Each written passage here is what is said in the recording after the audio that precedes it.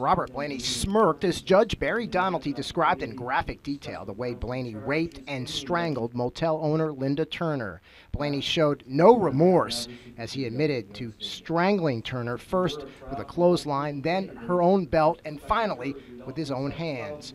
The 68-year-old Turner's body was discovered inside the Davis Hotel in early November.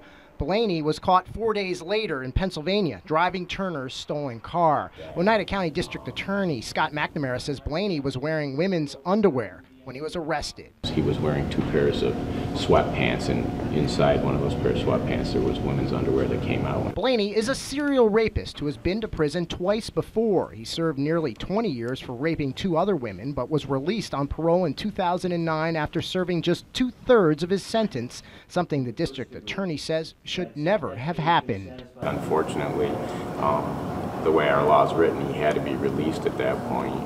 I think the question has always been, and the question still continues to be, why wasn't he put in the civil confinement program? As part of his plea deal, Blaney will spend the rest of his life behind bars with no chance for parole. Blaney continued to show a lack of remorse throughout the hearing. When Judge Donalty remarked that Blaney was the coldest person to ever set foot in his courtroom in 20 years, Blaney replied, quote, "I take that as a compliment."